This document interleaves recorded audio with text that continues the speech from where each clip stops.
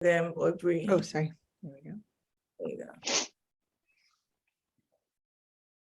And are we, because it goes till 12:15, so should I shoot for actually finishing at 12:15, or is it more finishing top of the hour and there's just some extra time built in?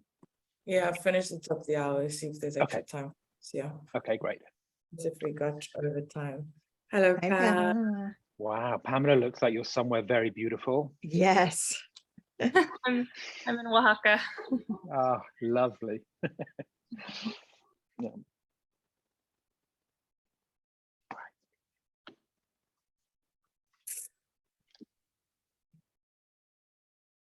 I'll give another couple minutes. Mm-hmm. Hi, Anne-Marie. Hi, Emery. Hi. Hey, hey, Anne-Marie, nice to see you. Nice to see you too. Hi, everybody. I'm going out.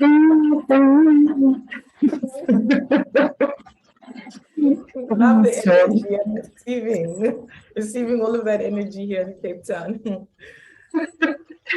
I'm gonna go mic off because I've got a fan on it, so I don't get interrupted. So I'll go mic off, okay?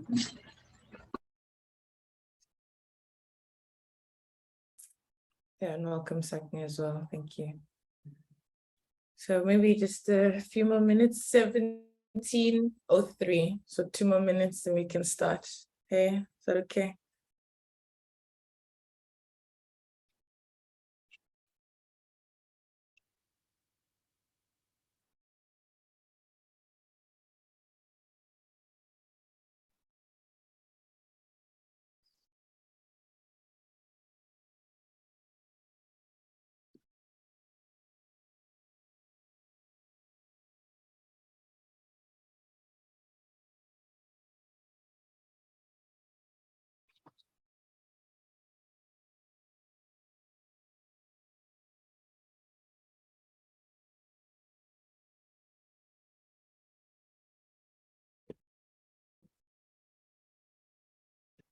Mm-hmm.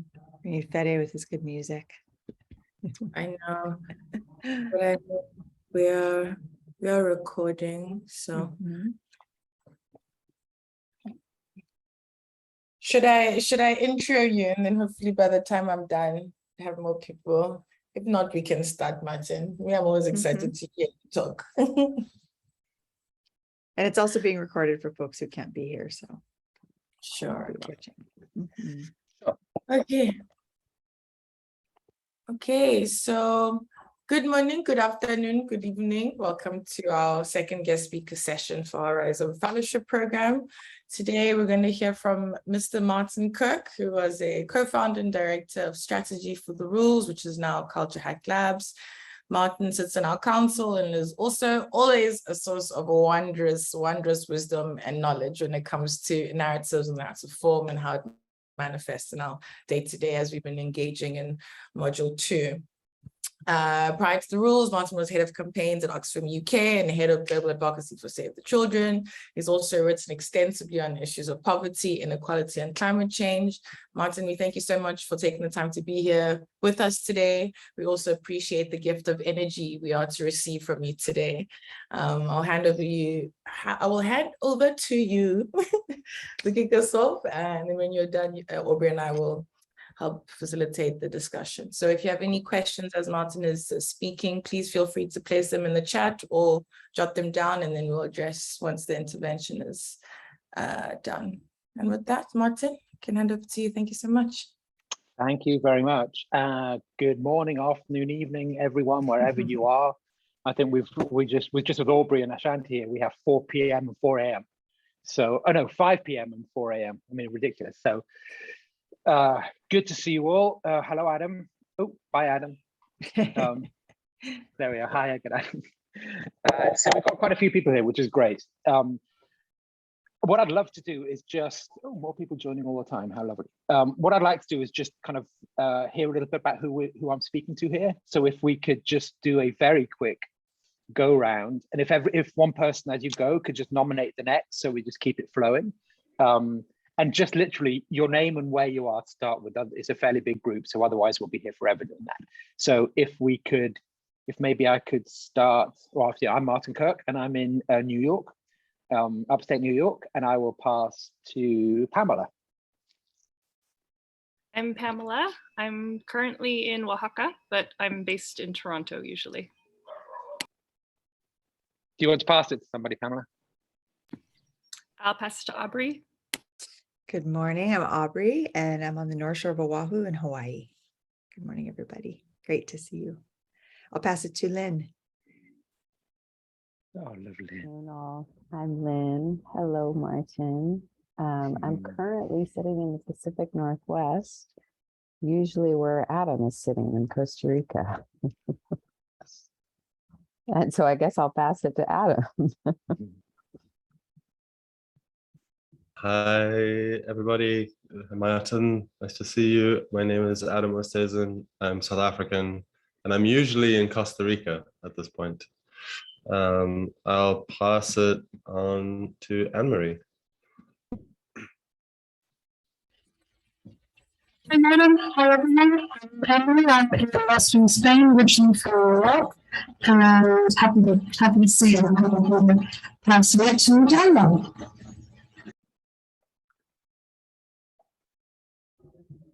Daniel, do you want to introduce yourself? Yeah, well, I'm Daniel and I'm based in Mexico City right now, and I pass it on to Tiffany.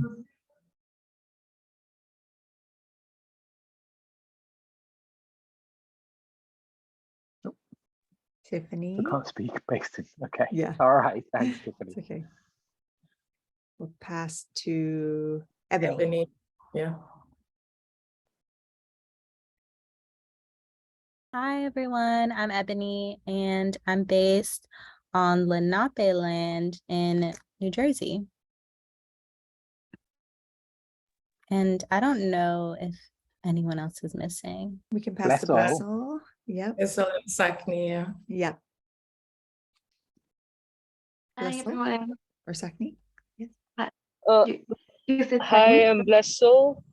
Sorry. Can you hear me? Yes. Okay, hey, I'm Blessel. I'm based in Joburg. Is that what I'm supposed to say? Yes. Yes, that's Absolutely. perfect. Thank you, love. Okay, great. And Sakni. Hello everyone. I hope you're doing okay. I'm Sakni. Great. Okay, I think that's everyone. And Tiffany's in everyone. Berlin. She said she'd put Tiffany's in in the chat. Berlin, She can't yes. speak. Yeah. Yes, yes, excellent. Sorry, Yeah, great. Okay. Well, this is a little daunting for me. I haven't spoken about this stuff for a little while. My new job doesn't employ a lot of narrative thinking, although this sort of knowledge I do find is kind of gets into you, and you start to see the world a little bit through this sort of lens. So I never fully not do narrative work, but I haven't given this sort of presentation for a couple of years. So bear with me. And if I'm not entirely clear, please do kind of raise your hand or shout or put something in the chat box if you want to go over. I'd like this to be as much back and forth, as much conversation as possible. I've got a few things just to kind of input and a couple of small exercises just to kind of tease some of the stuff out. Excuse me. But yeah, beyond that, as much interaction and as much conversation as we can get, I think would be good.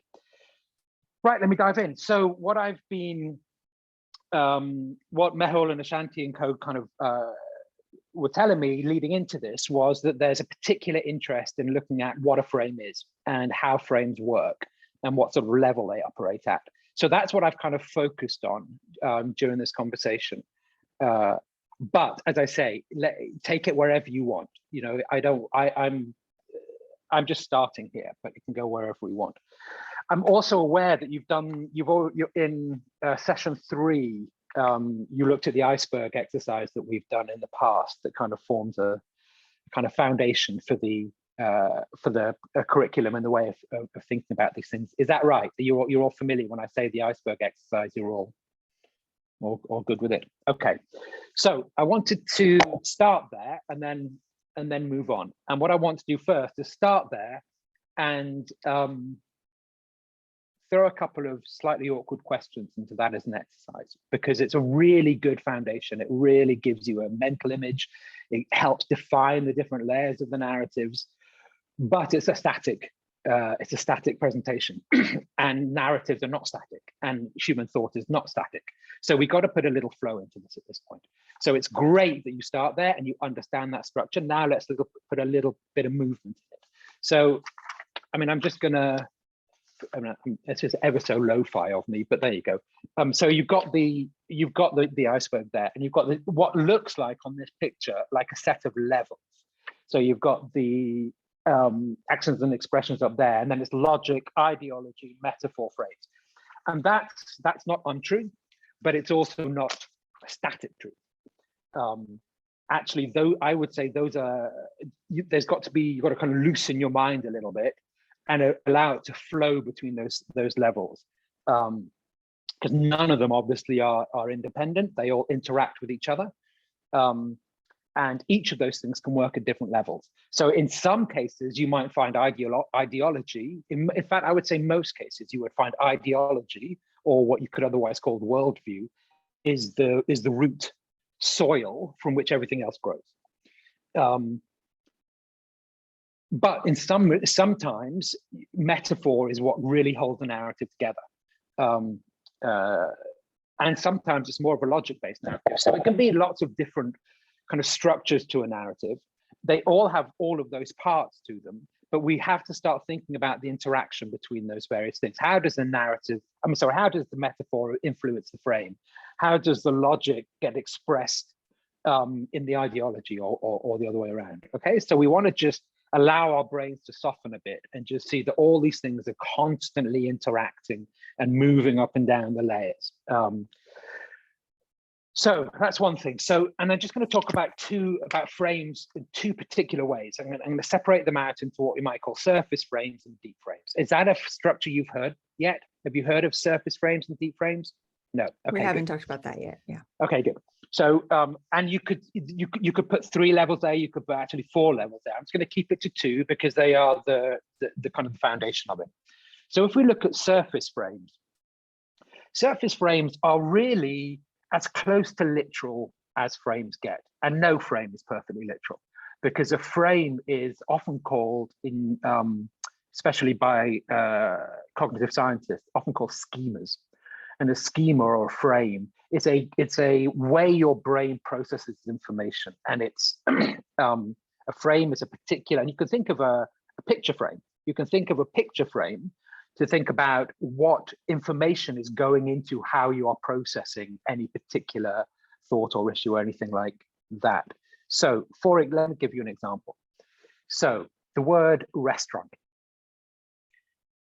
As soon as I say that word, a lot of information pops up in your head. In the, you might have heard this one, don't think of an elephant lesson, which is one of the root things George Lakoff, who's one of the godfathers of this way of thinking, often explains how frames work. You know, so I say to you, don't think of an elephant, you think of an elephant, because we've activated the elephant frame in your mind. And just putting do not think of it at the beginning is less powerful than the frame in your mind itself. So that's a really lovely demonstration of how frames are more powerful than simple logic. As they often say, he who frames an argument wins the argument. You know, if you can get people into your picture frame, debating the argument through the way you want to see it, that's an enormous amount of power in an argument or in a campaign. So to go back to that word restaurant. So if we just think of the word restaurant, that contains an awful lot of information that is not obvious on the surface. And it's both factual information and procedural information, and to a degree, emotional information as well. So a frame is the collection, it's like a lens. You can think of it like a lens through which your thought passes and it is informed by. So if, for example, let's talk about the procedural information. The procedural information in a word like restaurant is how a restaurant works. So if I went into a restaurant and I sat down and I said, where's the bill? Everybody without a second's thought would go, what? You haven't ordered anything, you haven't eaten anything, what are you paying for? You know, if I come in, your brain, it breaks the frame immediately. So your brain rejects it. I know this is how restaurants work. I know that how a restaurant works is I walk in, I order my food, I get my food, I pay for my food, I leave. There's a logical program. And you might do that every time. Sometimes you might walk in and somebody else pays, but that's how a restaurant performs. And that is automatically inferred in the word itself. So that's the procedural information. And then there's just factual information. So a restaurant is a place you go to eat.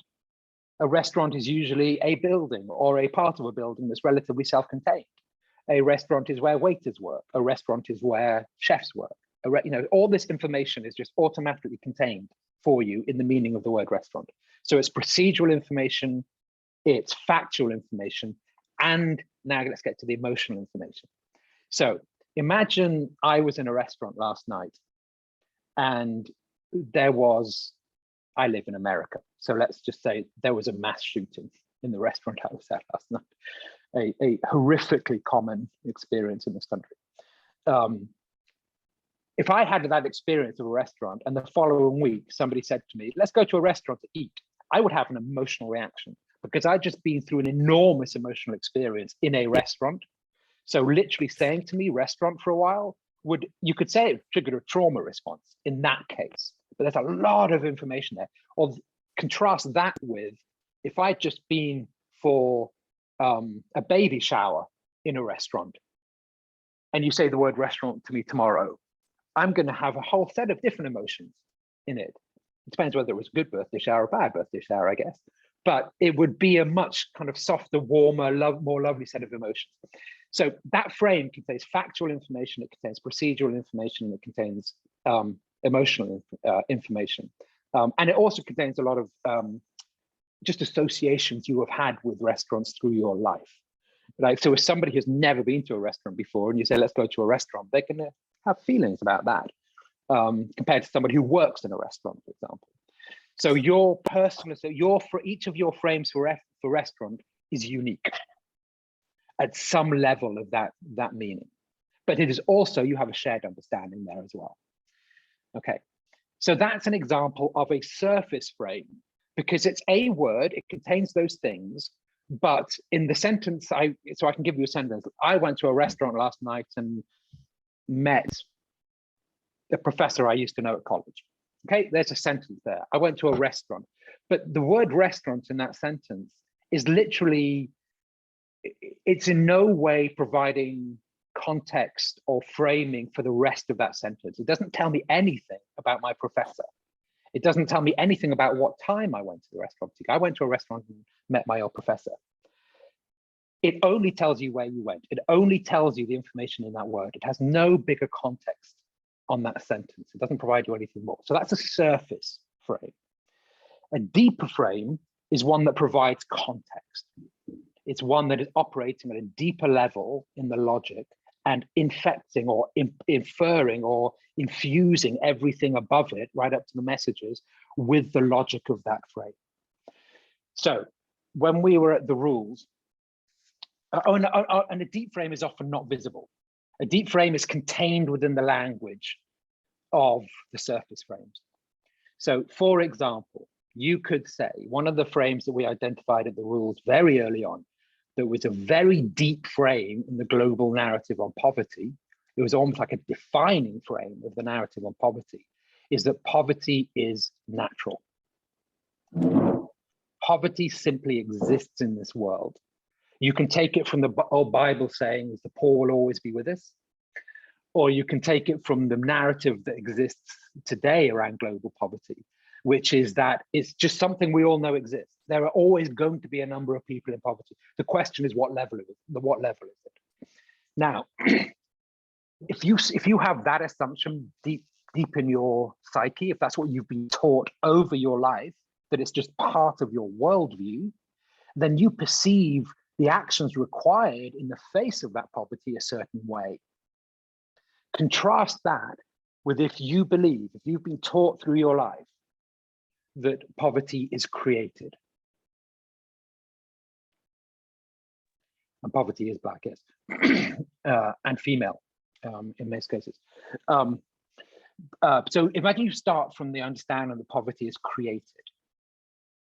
If you start from poverty as natural, the sort of questions your brain is gonna throw up at you is, how do we fix it? How do we lessen it? But it's not going to be an agential set of questions necessarily. You're not going to go straight to the agents that caused it, because in your logic, nobody caused it. It's just natural. But if you have a deep, deep, deep understanding that poverty is created, your first question is, who created it? Why was it created?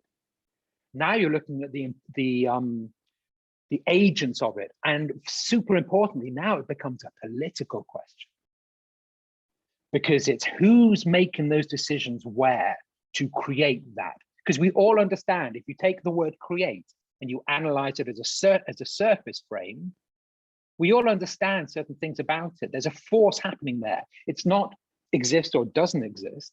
You imply a process. It is created. It's not it is, which is just a static it is created. So you're inferring immediately process, and your brain will take you through who's the decision making, who's making that process. So just that slip, which is very deep in people's, you could actually say that's an ideological frame in some respects. That frame will take you on very, very different paths when you hit the concept of poverty. And if your work is to do with overcoming or fighting poverty, then it will lead you to this agential place, rather than a, how do we deal with this obvious thing in our lives? It also, sorry, I just lost my train. So it takes you to the agential place, and I have to come back. I've lost that train of thought. Okay, so let me just stop for a second there. And what I'll do next is we'll move into some practicing about putting that into practice and trying to find the difference between the surface and the deep frames and how these things work. But for a second, let me just pause there, because that's a lot of information. Is there any immediate reaction to that? It doesn't need to be a question. If there's any sort of immediate feelings you have, or any questions you have right now, now's a good time to either just speak or raise your hand or something. Or if there's nothing, and I'll just move on. We got Pamela. Go ahead. Yep. Yeah, I'm just wondering if you could, because this is something I've been confused about, the distinction between frame and logic. And if you can. Yeah, good, excellent question. They are not different things. It's a both and. So frames contain logic. So if you go back to that restaurant frame, what we call their procedural information, I go into the restaurant, I sit down, I order my food, I get the bill, I leave. There is also, you could also describe that as the logic of restaurants. Okay, so logic and frames are not separate things. Where they can be analyzed in a different way is if there is a whole argument being made. So if you can think, for example, and it's just a silly one. So I'm never going to go to a restaurant again because I've decided I hate restaurants. There's a whole argument there that is self-contained, and it contains a logic, and the logic is described. There's the subject, the restaurant, and there's the reason. You know, I hate restaurants, so I won't go there anymore. There's a response to the why. Why aren't you going? Because I just don't want to go there anymore. So that's one way you can see logic. But equally, in each of those words, there is a logic. So I would try not to think of them as separate things. I try to ask questions like, where are the different logics I can find in this sentence, in this message, in this campaign, in this narrative? And you can kind of attach in the same way that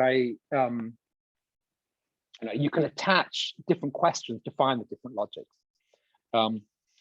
So poor Sankey keeps coming in and out. I'm having some problems. Is that a helpful thing? I can take it into a different direction if you like. Is that helpful? Does that take you somewhere? Is that Pamela? Yeah, I think so. I guess I'm not too sure like how, I guess like when distinguishing them would be important then. Yes. In order to build up an intentional narrative, you do need to start, or it helps to start at the soil level, which is what I call, in most cases, that's the ideology and the worldview level, because everything grows out of that. The deeper you look, the more you're actually trying to identify frames, because it becomes frames and or metaphors. Actually, metaphors are super important to all this, as I think you know, and we'll get to metaphors in a sec. But whether it's metaphors or frames, the deeper they go in the narrative, the more influential they are on everything that goes above them.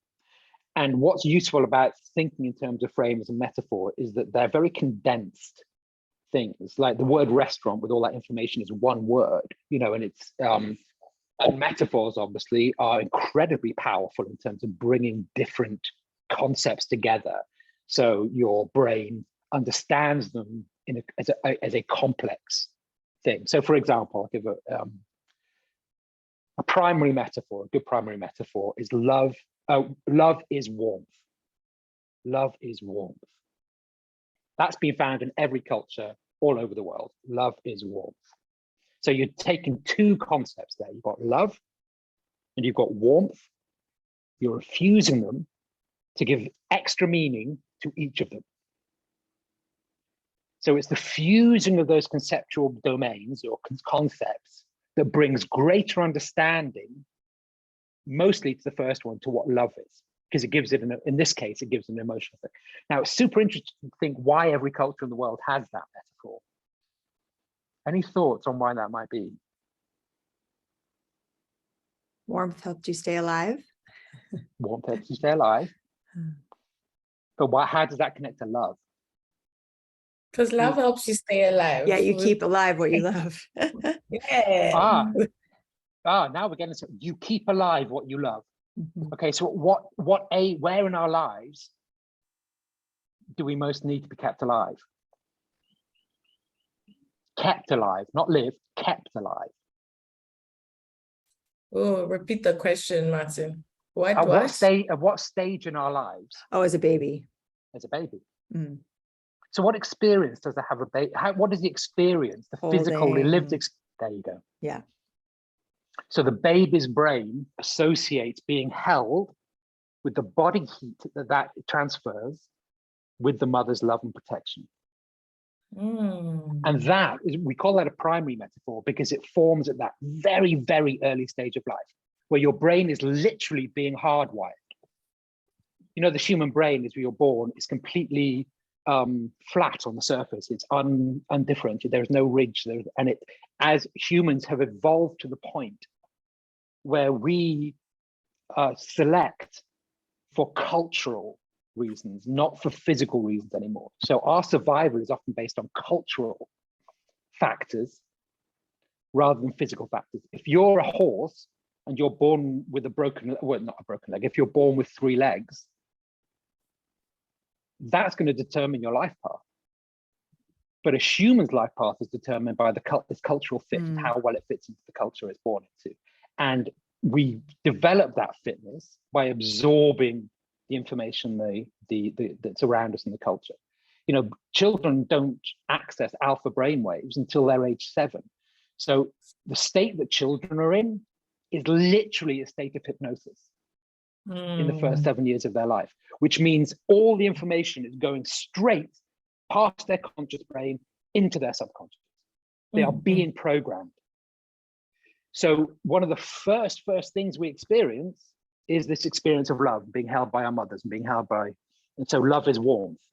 So now we carry that information through our lives. That is literally hardwired into our brains. And that's what a primary metaphor is. I'll give you another one. And this one I find, this one really gets us into some difficult places.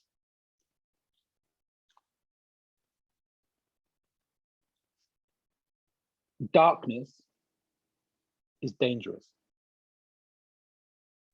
Darkness, is dangerous. Martin. Yeah, see? Why? Why do we have that? Why do we have that as a primary metaphor? Again, it's found in every culture around the world. Why do we have that? Yes. Anne-Marie said nighttime. Nighttime. Because we are diurnal creatures. We have evolved to live in the daytime. That's why our eyes work the way they do. That's why our hearing works the way they do. We are exposed in darkness. We don't have infrared vision.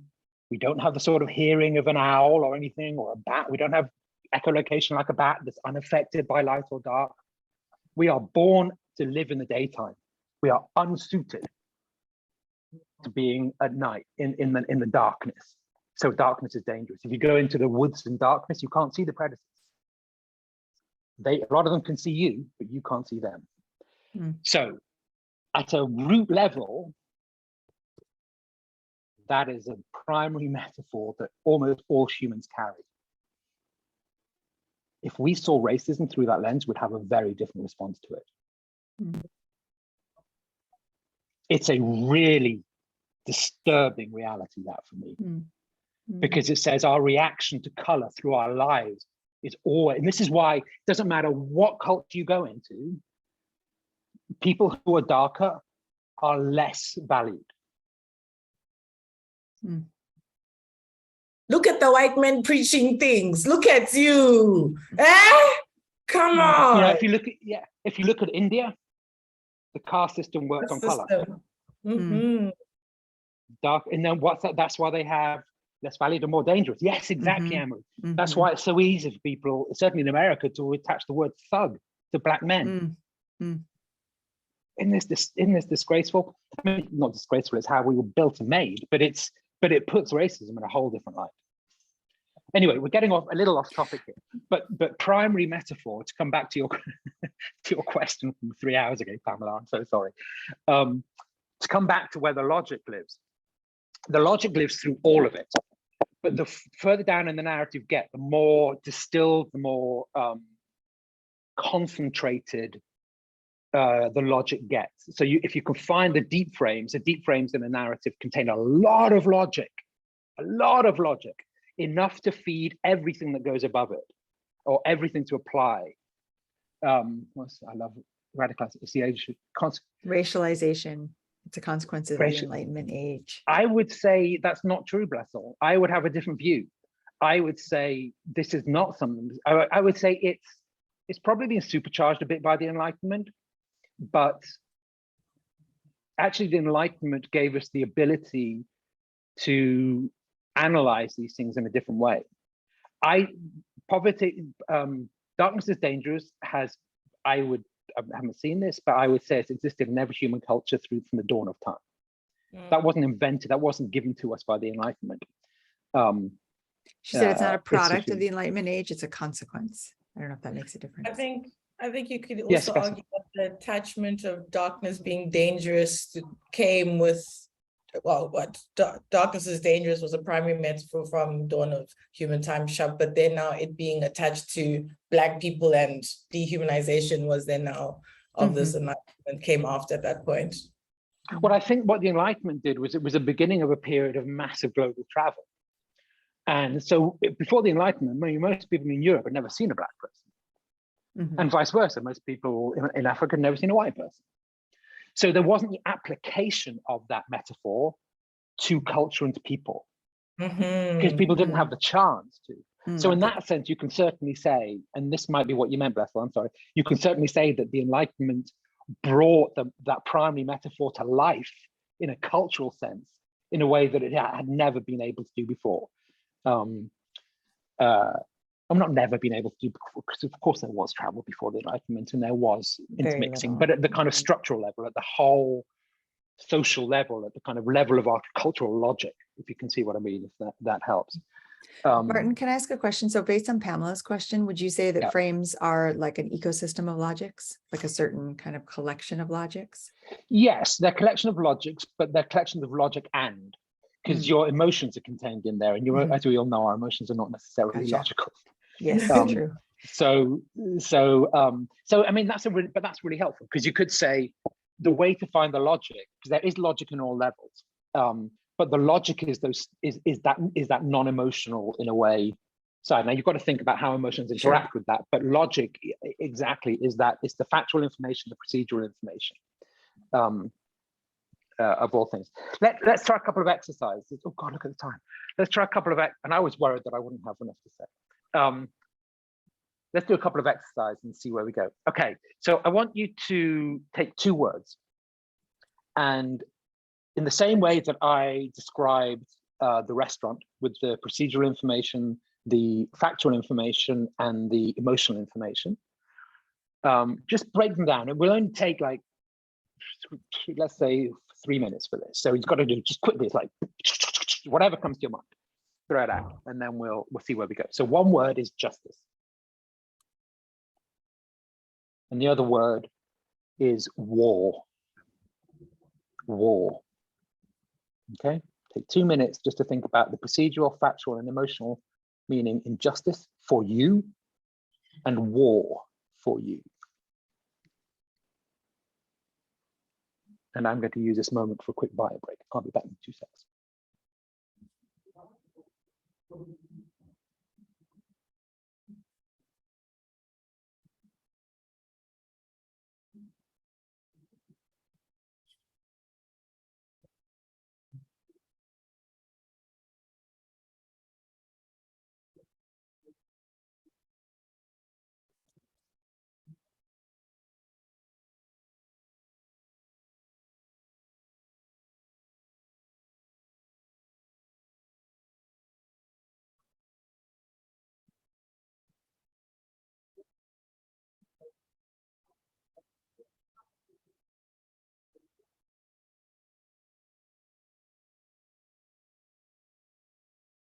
Okay.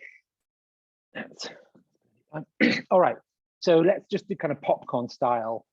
Let's just throw out some of what you got to there. So justice. What does justice evoke for you?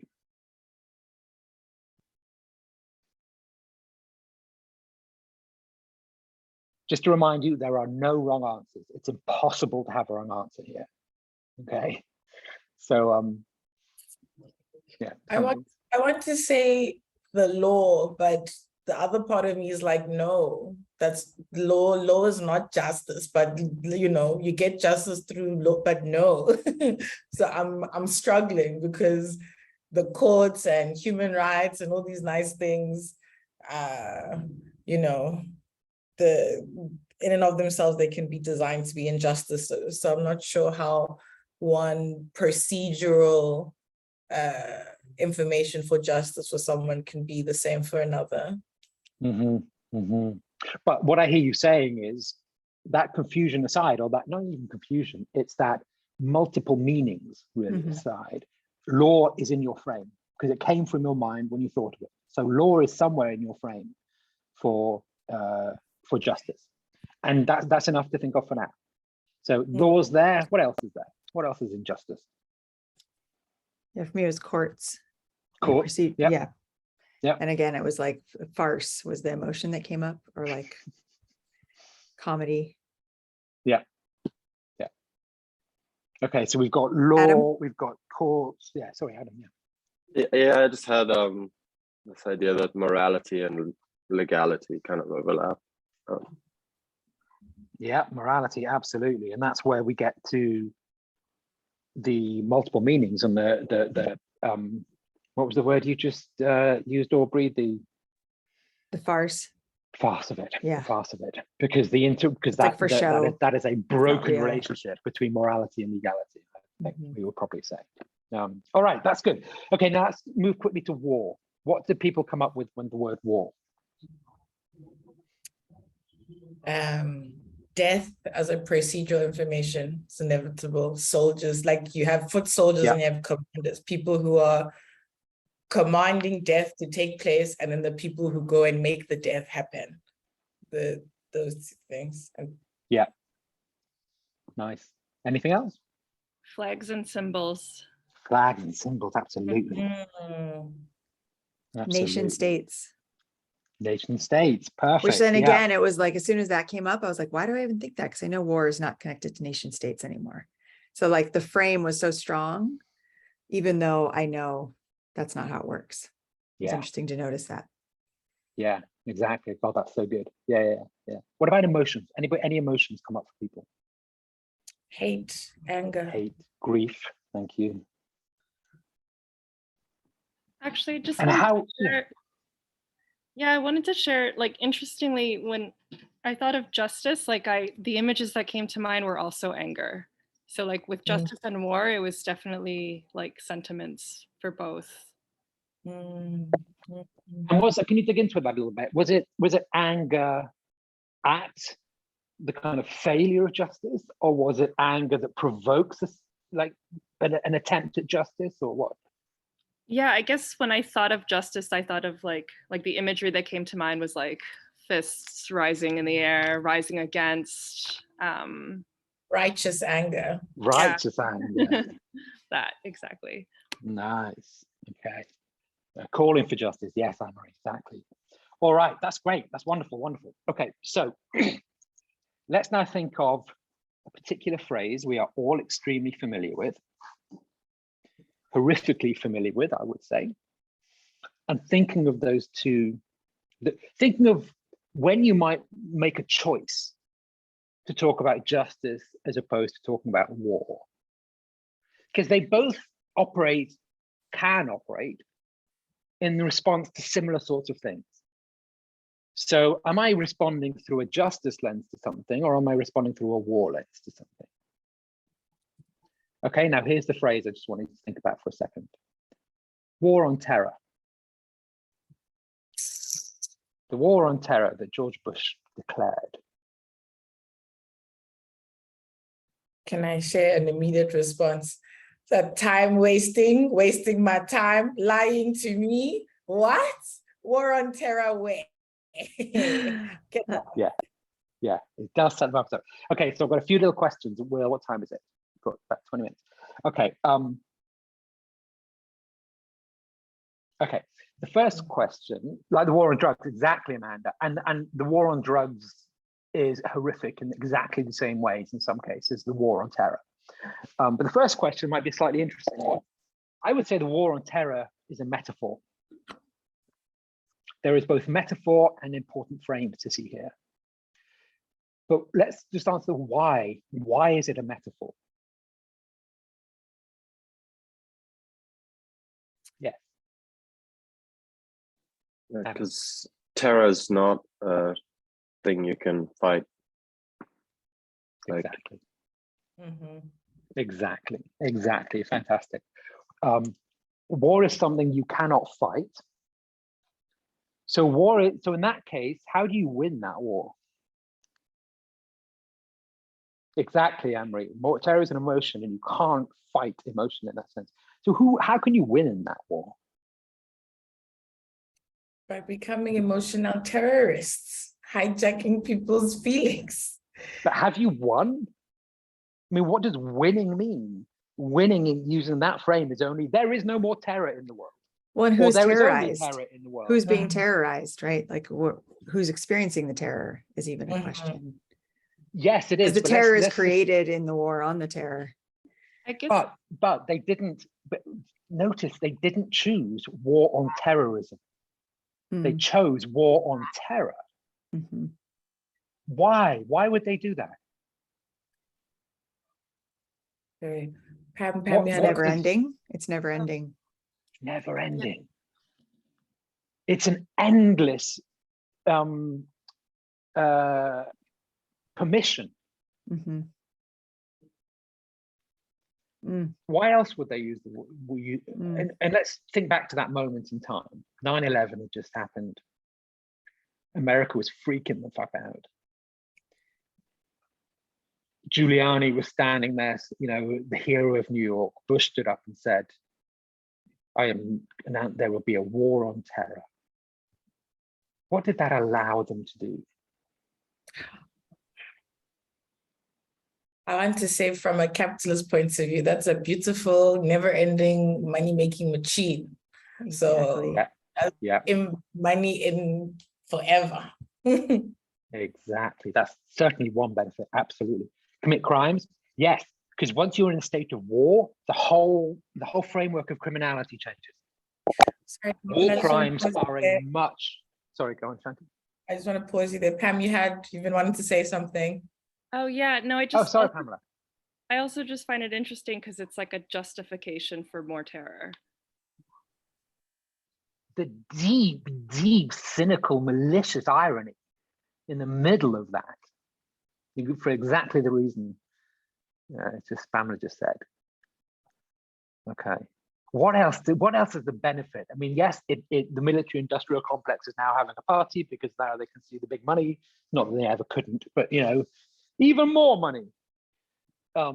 What else? What else does that framing of this allow? Or what does it not even allow? What does it require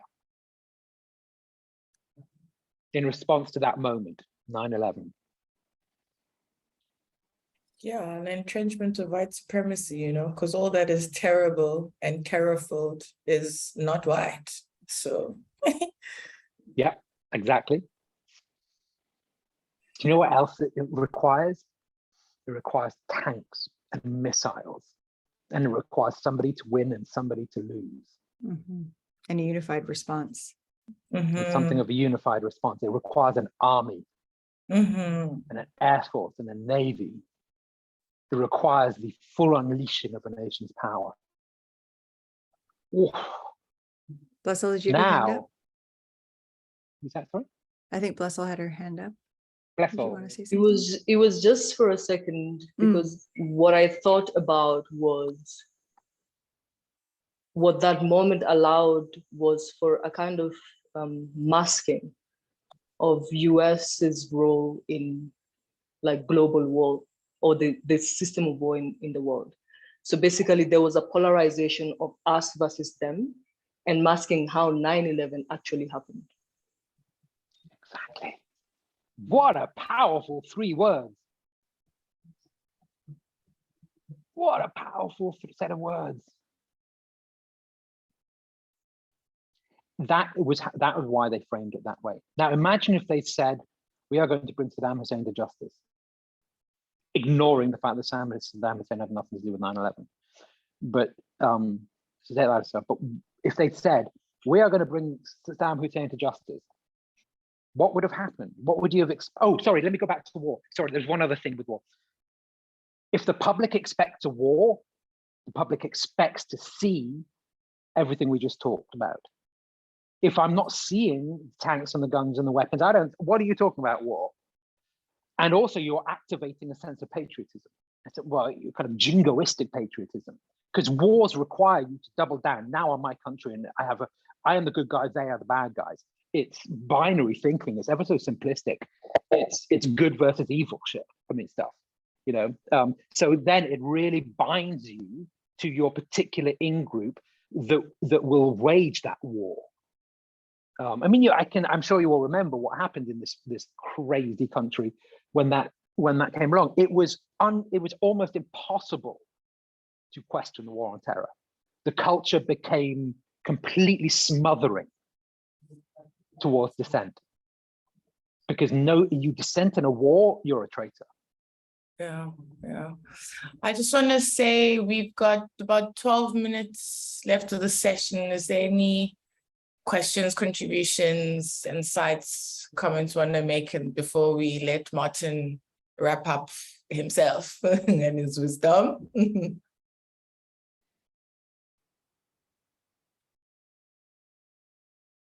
Well, if nothing, Martin said you can go forth and conquer. Okay.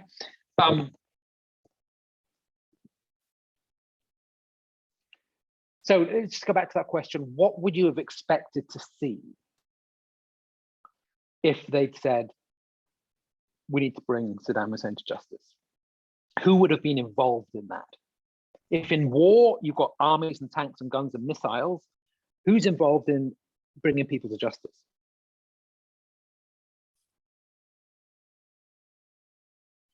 Wow.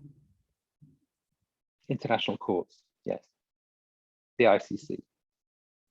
But to get to the ICC, you needed tanks and army people to take you there in the first place. Maybe, maybe not. They went and got Charles Taylor. They went and got Milosevic after the war. It wasn't during the war. It wasn't the war that brought Milosevic to the. I mean, in that case, he had to lose a war, but that was the war. Then it's justice. They come sequentially. So at what in the justice frame, again, you're bringing people into courts. And what happens in courts? In courts, you have juries. In courts, power loses power because power goes into the hands, in many cases, of what do they used to call it? 12 good men and true. You know, a jury of their peers. So power doesn't like justice in that as much as it likes war in that sort of context. Sure. So if you're looking for frames, to bring it back to the very original question we had here, how to think of frames. Frames move up and down that iceberg. They operate at all levels of it. You can find frames at all levels of it because frames are literally just how language works in our brains. It's the reason we can communicate with each other, because we have because language is a code, it's not literal. And so you have to decode language, but we automatically code it up in our brains because we have frames to work with, because frames can combine lots of different types of information, makes it very efficient to communicate. So that's why they're contained, each word is a frame. Does it really? Oh, bless her, what a lovely question. What do you mean, does it really? In court, power loses power, she was responding to, and then we have a question from Topaz too. Does it really? It can. I would say it doesn't always, bless her, it can. Sometimes if you've got like, what do they call them? Not donkey courts, what do you call them? Kangaroo courts. Kangaroo courts, that's the wrong animal. Kangaroo courts. And you can have show trials and you can have all of that, absolutely. So it's not guaranteed, but in the common parlance, in the common understanding of justice, it's about judges and it's about juries. It's not about prime ministers and presidents. You see what I mean? In generals, it's certainly very rarely about generals unless they're in the dock. Topaz had a question about emotions. She said, is there a way to guide the emotions of a frame into another frame, especially those that are successfully establishing themselves? So can you? So take anger, that's an excellent question.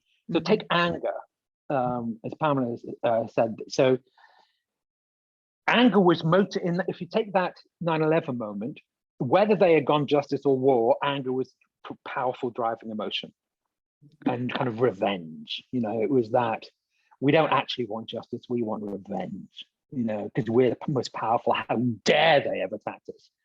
We're America. So anger in that sense can infuse different frames or almost kind of contrasting, emotions can form the basis of contrasting frames. But the question was, can you transfer one to the other? Yes, with effective narrative work, you can. If you can attach people's anger and it feels more valid, and frankly, you know, this term common sense, which is so maligned and misused, but if you can make it feel like common sense, that their anger will be better assuaged by this action than that action, it will be better addressed by this logic than that logic, yes, you can shift it across. So if you could have convinced America that I mean, you'd have to have got past that ridiculous emotional 6 months, but if you could have convinced America that it would have been better protection for America to go with a justice frame to find the actual people who committed 9/11 and, you know, bring them to justice, bring them to the courts. If I could have been convinced that that would have kept my family more safe, I could well have rechanneled my anger for more to justice. But that's a powerful thing. I mean, it's tough to do. Like all reframing work, it's very difficult, but it's the most powerful thing you can do. Rather than try to go message to message, or certainly argue with somebody else's frame. So as long as we, you know, when they said war on terror, the minute everybody, you know, they defined that frame that everybody else jumped into. And then we were debating within the frame, how many tanks, how many missiles, what defines winning? You know, that moment of, you know, on the George Bush on the aircraft carrier, mission accomplished. What defines mission accomplished? That was bullshit. There was no mission accomplished at that point. But we all got into that frame, and we were all debating the morality within the frame of war, which is why they got away with it. I mean, also just because that's how power works, and it's, you know, profoundly dysfunctional white supremacist system. But, you know, that the framing certainly gave them a runway to do that. You know, it's very beneficial to them. it kind of it opened up the whole vista that they wanted opened up with tanks and guns and missiles and winners and losers and armies and navies. All that was expected as soon as that frame was established. Yeah, so you can move emotions, but it's very difficult. Miss Lynn? Yeah, I was just thinking about a whole other angle of this, which is the other powerful frame that came out was Shop for America. And there was the sign of the Shop for America flag that you would walk around New York City, and places that had been attacked, different immigrants that had been attacked, were putting this up in their storefronts. So the frame was not just of war, it was actually of consumption to show that you were on the right side of the war. And so I was just thinking about how deep, like how much symbology and the deeper logics that came up with connecting those two frames together as well. And so it became something that, you know, many people were having to show their allegiance, whether they wanted to or not, through that frame. Yes, and that wouldn't have happened if it had been the justice frame. No, not because at all. again, war invokes winners and losers, traitors and patriots. Yeah, but powerful point. Thank you, Lynn. Yeah, absolutely. What about last few minutes? Any other comments, questions, insights? Oh, I do. I have. So, sorry, who's that? Sorry. Can I be heard first of all, because I'm in a very crowded, loud place? Yes, we can hear you. We can hear you. Yep, go ahead. Okay, awesome. I guess I'm a little bit thinking about reframing things, right? And also like continuing the question about like bringing about new frames to old emotions. What part of it and how much of a degree of wiggle room of trial and error is there? So if you try to bring in a new narrative, how many attempts do you have at a new narrative, especially with like time sensitive issues? That the narrative that is establishing itself, like for example, War and Terror would have a lot of urgency, right? And would establish itself very quickly. So how much wiggle room do you have to like move these emotions into trying new narratives? And if there can be an example that was successful of it? Great question. The good news is you have infinite chances. You don't have one chance or two. And the best way to think about why that is because if you think about narratives as rivers, narratives aren't static things, they're rivers that are flowing and they're constantly changing, they're constantly evolving. So you can try to throw one frame in a narrative and it doesn't take. Try another one. Narratives don't remember. They certainly don't remember one campaign group trying to put something in. So at that level, you can keep going until you find something. In fact, I would recommend this as a practice, is most definitely to, I mean, if I give you an example, remember 99%, 1% and Occupy. If you look at what that came from Adbusters at the time. And if you look at what they were doing at the time, they were putting out literally thousands of different frames and they were waiting to see which one took. And it was a 99%, 1% took. And I'll tell you why that was. Because it didn't teach anybody anything. It just gave them words for things they instinctively knew anyway. That's why it went from 0 to 80% brand recognition in the UK in 2 weeks. Corporations would bite their arms off to have that quickness of brand recognition. It was unbelievable. But it happened because it literally gave people a frame for what they already knew. Didn't move them really anywhere. So that's a case of, just an example of and then, this ridiculous phrase, Steve Bannon and the Trump state, they say, flood the zone with shit. But basically you can flood the zone and see what takes. That's certainly one way to do it. And I know the platform, the Cultchat platform is working to get to predictive capacities, which means you can do all that testing in theory before you put it actually out into the wild, which is not a protection measure for your thing, it's just an efficiency measure. Why I think you don't have to go through all the testing, you can get the predictive stuff going as well. So on the one hand, yes, you can do it any number of times. How quickly can it happen? It can happen instantly and it can take 10 years. And that depends on two things. One is, well, how much power do you have in a narrative sense? So George Bush could say it like that because he's the president of the United States, the entire world was listening. And he had a force of power behind him. It can also change quickly if they're like in an event, like if there's a big shakeup of things, new frames can get established. So let me think of an example of that. Well, I mean, you can use 9/11 example, actually. You can you? Maybe. I mean, I forget the detail of how the narrative unfolded a little bit, but there was certainly that narrative about the 19 people who committed the crime, and they were all from Saudi Arabia, and linked to Al Qaeda and Bin Laden and all I was that. also going to just say an example would also be the Marikana massacre here in South Africa, and Cyril's narrative attached to him, how this whole freedom fighter now suddenly were killing criminals.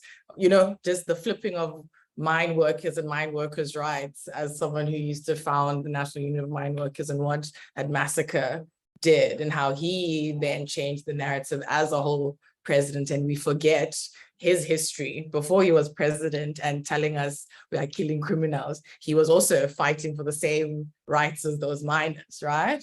So yes, just great show example. how event can also flip the frame around that. Absolutely, it's a perfect example, much better than mine. But in the absence of a big crisis or an event, and in the absence of massive communication power, it can take time. You